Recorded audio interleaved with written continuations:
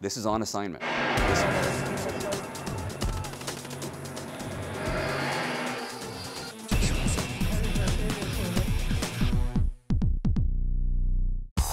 Hey everyone, welcome to another edition of On Assignment. I'm Alex Villarreal, and this, of course, is my co-host Imran Siddiqui. Thank you, Alex, and of course, welcome back.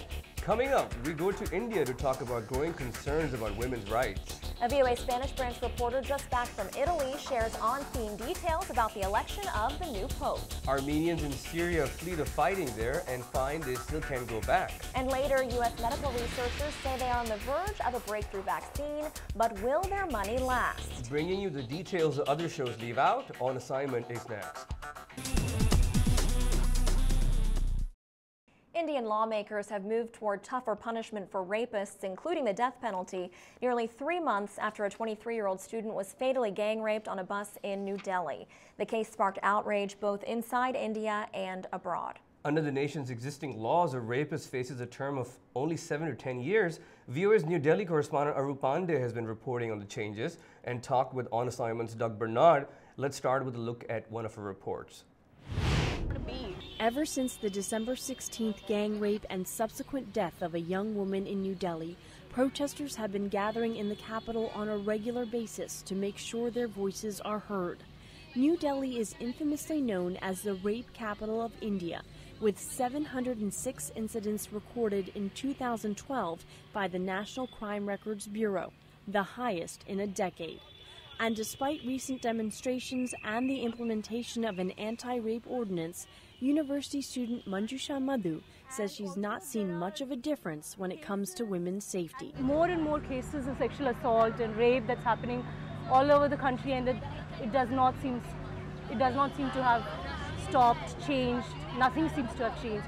Arup Pandey, now here you are in New Delhi, a major international city. What's it like for you, say, to just take a walk down the streets? What are the kinds of things that would happen? You definitely notice a difference when you walk down the street. Men do stare. I haven't had anyone do anything inappropriate with me, but in terms of, there's definitely a very male-dominated society. So even in a big city, even with so many people, so many women who are working, there's definitely an extra awareness that I have as a woman here in New Delhi, and I just came here about 2 months ago. But the women I've talked to, the women that have taken part in these protests, say they basically they're not free to be themselves. They have to think twice when they walk out the door. What am I wearing? Am I wearing something that's showing my legs? Am I wearing something that's too tight? Is it something that's going to draw stares? They literally don't feel like they can be themselves, and they feel like they have to restrict themselves in order to not get any unwanted attention. You get stared at, you get abusive comments hurled at you, sexually abusive comments. If you get into any form of public transport and there are men around, they feel free to, grope you, rub up against you.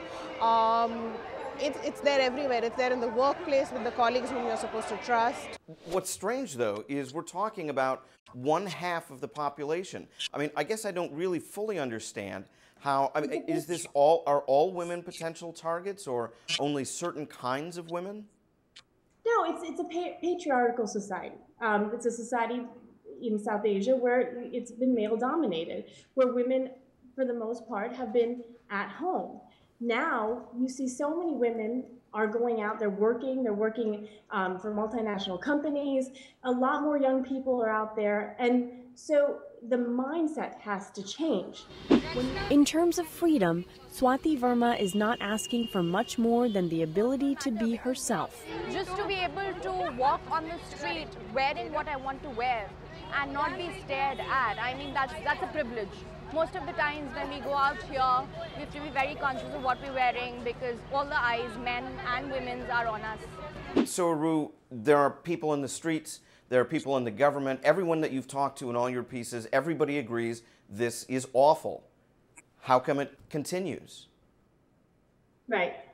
Well, there are two factors. One is making sure that measures are in place to protect women are actually enforced. And that was the big problem before. You had cases where police wouldn't even write down cases of rape. And that goes back to the patriarchal mentality. And so now there's this new awareness that police need to write down every single report of whether it be sexual assault, whether it be any kind of crime against women. So it's enforcing laws that are in place. It's also punishing crimes. 24,000 cases are languishing in Supreme Court and High Courts because there's just, the justice system is slow here. So they put in place 6 fast-track courts here in New Delhi. This was spurred by the gang rape. So a lot of it is enforcement, bringing justice, but again, it goes back to changing the mindset of the people. And I think if the younger generations continue to take to the streets and make sure that this issue should not be forgotten, I think slowly, maybe people will realize what a problem it is and how it should be dealt with. So I think it's a combination of many factors. And Aru Pandey is VOA's new correspondent in New Delhi. She talked with On Assignment's Doug Bernard. We're taking a break now, but when we come back, we talk with a VOA producer who went inside the Vatican during the election of the new Pope. You're watching On Assignment.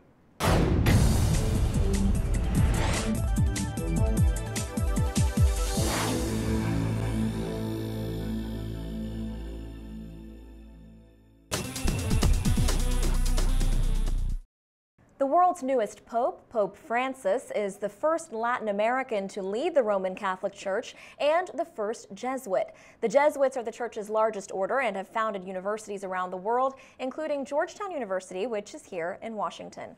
Joining me now is Ramon Taylor, a producer and reporter for VOA's Spanish branch. Ramon just returned from the Vatican, where he covered the election of Pope Francis.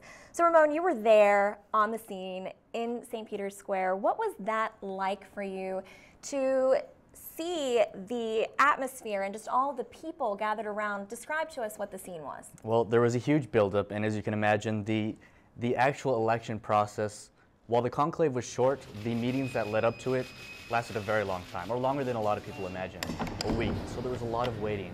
People who had gone there to hopefully see the new pope, many were disappointed because they had to leave. Their return flights left sooner than they would be able to see the new pope. So they thought maybe the decision would come sooner than it did.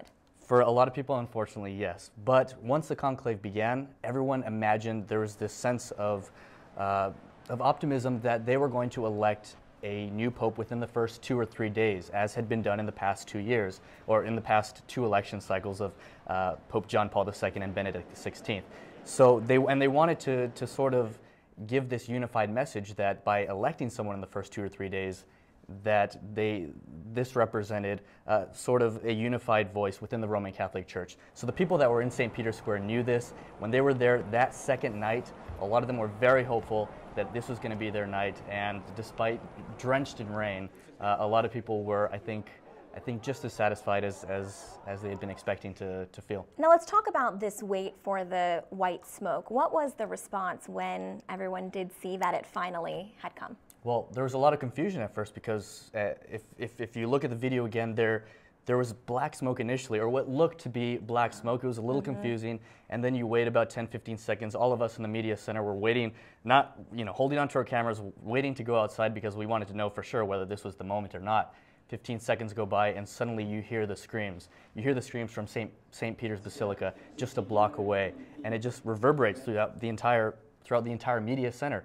And so at that moment, you hear the screams, you hear the phone calls come in, and everyone is just completely ecstatic that this historic moment has finally arrived. And now talking about Pope Francis himself, what is the significance, and what did people tell you for them was the significance of him being Latin American? Well, again, he's the first Argentine, he's the first Pope elected from outside of Europe in 1,200 years. So the very fact that he wasn't from Europe was significant in and of itself.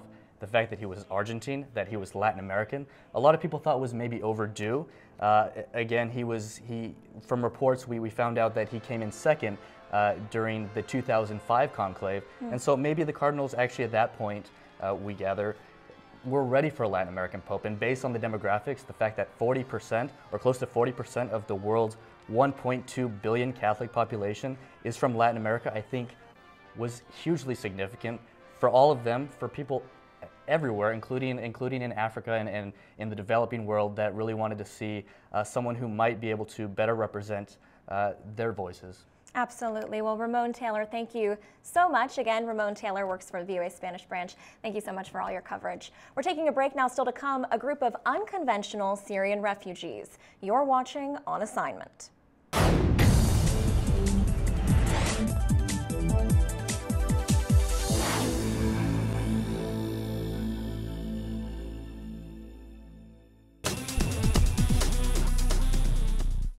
Syria's uprising against President Bashar al-Assad has pushed hundreds of thousands of Syrians to seek refuge abroad. Among them are thousands of Syrian Armenian Christians who have fled to their ancestral homeland. VOA correspondent James Brooke has covered this story from Armenia and talked with On Assignment's Philip Alexio about some young people who left Syria for a field trip and never returned. Let's begin with a clip from Jim's report. Girls making music between classes. This could be a high school anywhere. But these girls left Aleppo, Syria last year on a 2-week summer vacation and never returned. They became part of the 6,000 ethnic Armenians who have escaped Syria's civil war for the safety of their ancestral homeland. Now, had this been the first time that some of these kids had a chance to go back to their homeland? Their ancestral homeland? Well, some of them had, and actually the Armenians are very grateful to the Syrians, because if you go back 100 years to the Ottoman Turk genocide against the Armenians, the Ottomans not only slaughtered hundreds of thousands of Armenians inside Turkey, but they drove hundreds of thousands of more down to the Syrian desert. And the Syrians took them in, and the Armenians are actually very grateful to the Syrians for their hospitality for the last 100 years. And many of them would love to go back. They love speaking Arabic. They like Arab people, but they realize their country is torn apart by a civil war. At Yerevan's Antep restaurant, foreign currency trader Sarkis Rushduni says fellow Syrian Armenians worry about the fate of Christians if Muslim radicals take power in Syria. The Christians, they don't trust the politics of each country they live in, but they trust the Arabs, the regular Arabs, the citizens. They don't feel stable. The countries they're living in the Middle East, it's not stable. What is it like for you personally to cover a story like this, where you're following a people who are always, so to speak, on the run all the time? They're never settled. Well, it was kind of tragic, because we're now in the era of Facebook and the Skype and the internet. And many of these young kids, teenagers, are in touch with their friends, their girlfriends, their boyfriends back in Syria, because only maybe 20% of them actually left. They keep up with friends in Syria by Skype and Facebook. 15-year-old Maria Vartanyan. I can't talk with them, because when I talk with them, I will cry. I can't. 17-year-old Garen Baklian says his friends from Aleppo have scattered. A couple of my friends are in my class here in Armenia at this school. And a couple of them went to Canada. They traveled to Canada. And I know one friend who went to the States. So they're trying to keep their lives going in Syria, their friendships going, and the other hand, trying to make friends in their new home of Yerevan. And what do they do when they're not in school? Are they able to find a job? And what's the situation there like as far as employment in Armenia? Philip, good question. Armenia is small. It's only 3 million people. It's landlocked. They don't have diplomatic relations with two of their neighbors, Turkey to the west and Azerbaijan to the east. Job opportunities are not very good. And that's one reason why some of the families have just used Armenia as a stepping stone to go to Canada, the United States, or France. They're trying to find work. It's tough. This video that shows pictures of Armenians massacred, the memories of them on the wall, and also this memorial surrounded by a large stone wall. So where is that, and what are we seeing?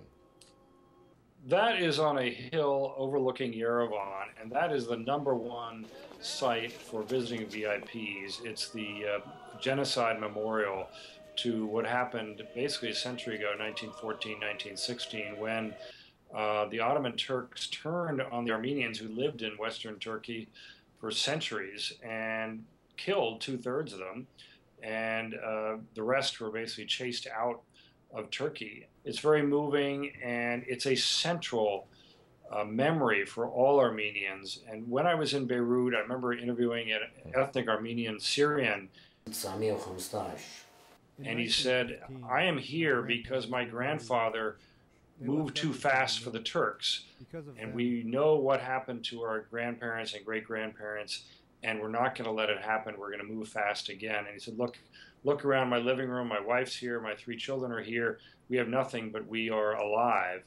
And that is a defining characteristic for the Armenian mentality, to not let it happen again, not let the ethnic slaughter happen again. So they tend to move fast. Jim Brooke, VOA's Moscow correspondent, talking with On Assignment's Philip Alexio.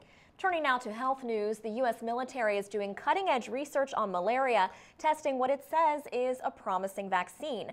But the research is expected to be hit hard by the U.S. budget cuts known as sequestration. VOA's Carolyn Pursuti went to the testing facility near Washington for a first-hand look at the work and talked about the funding threats and what it's like to be a malaria test subject with On Assignment's Martin Seacrest. So Carolyn, tell me, why would the U.S. military study malaria? Well, because it is military dollars, the U.S. military studies those diseases which could affect U.S. soldiers. You can almost feel the vibrations of 10,000 mosquitoes. Welcome to the Mosquito Insectary at the Walter Reed Army Institute of Research. It's where insects are grown and vaccines are developed. Scientists here want to create the first malaria vaccine the world has known to protect U.S. soldiers in malaria-prone countries. Drug companies would produce the vaccine and extend its protection to half the world's population that lives in countries where malaria is present. So they're studying the diseases in theater, wherever we happen to be in the world. Afghanistan, Iraq. When we came out of Vietnam, we no longer studied Vietnamese diseases or diseases that are pertinent to Vietnam. So, of course, malaria is a biggie. We're in a lot of countries where they could be affected. So, obviously, they need volunteers to do these studies. Now, who would volunteer to get malaria? Research at Walter Reed depends on volunteers who come into the lab regularly to get bitten on purpose. For vaccine trials, each volunteer is given a cup filled with 5 malaria-infected mosquitoes. They place their forearm on the cup, cover it with a towel, and the mosquitoes are given 5 minutes to feed. You kind of just need to suck it up. Keenan Bailey volunteered for a recent trial. He was vaccinated, but still got malaria from the bites and was treated with medication. There are no long-term effects. No volunteer has ever had a long-term effect or died of malaria since we've been researching, since the U.S. government has been researching malaria. But officials say mandatory budget cuts called sequestration will affect further testing of a potentially cutting-edge malaria vaccine soon to be published. Colonel Michael Kozar directs the military's infectious disease research. Without the funding to actually conduct the trial, it will delay development of that vaccine. It'll delay us getting the answer to determining if this is a real breakthrough or just a fluke. They can announce the preliminary breakthrough, if you will, of a small trial, but then they need to do more research. They need larger trials. They need to expand. If they do take a hit, then these labs go down to maintenance level, which means they won't be doing research. They'll be just stabilizing. They'll be looking at the research they already have. So in your piece you say that the U.S. military says that they're on the verge of a breakthrough. What is that breakthrough? Right. I can't tell you exactly what the breakthrough is because I've been sworn to secrecy. It hasn't been published yet.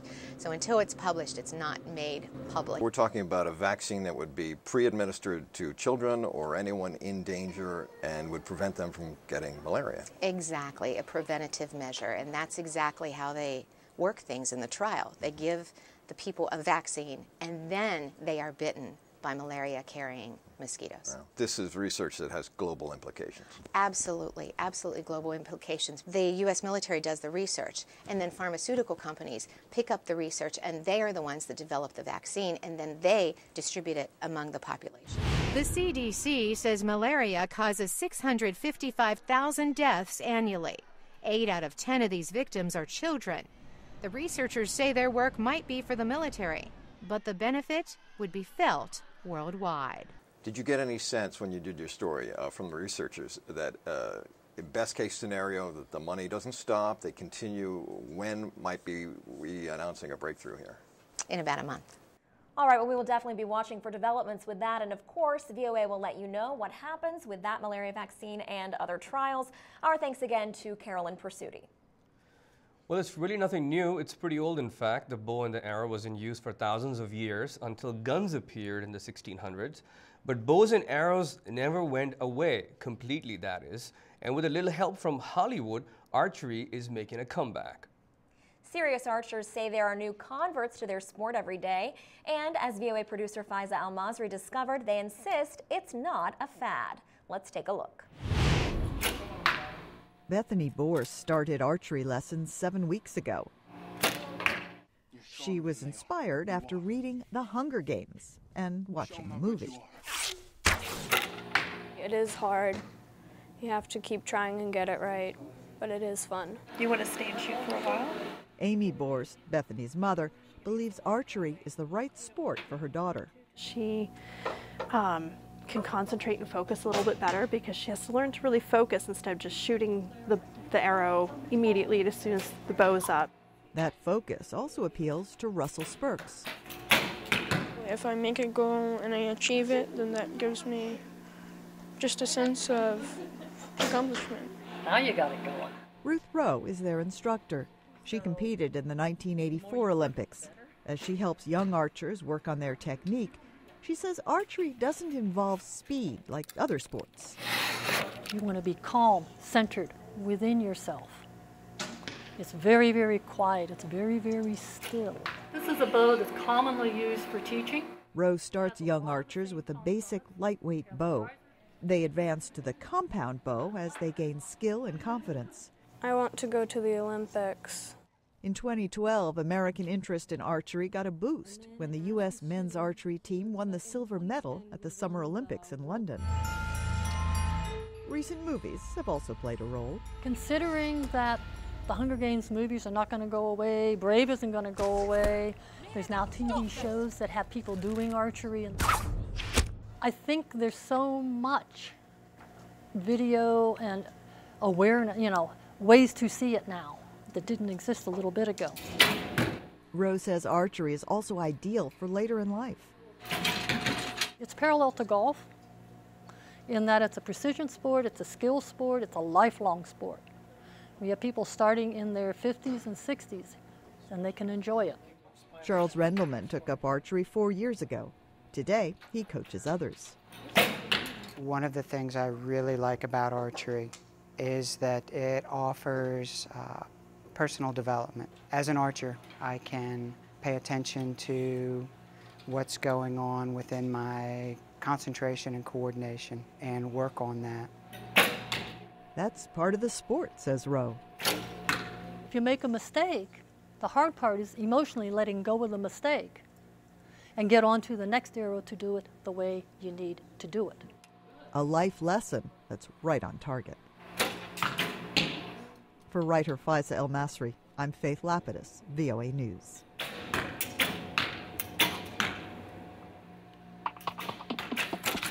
And that is a bullseye for us. We just hit the target of the end of our show. Next time, a war correspondent's recollections of the Iraq War 10 years after the invasion. We'll also have the story of the winner of the Intel Science Competition and how she got the prize by growing algae in her bedroom. For all of our episodes, visit On Assignment at voanews.com and on Facebook and YouTube. Thank you so much for joining us, and have a great week.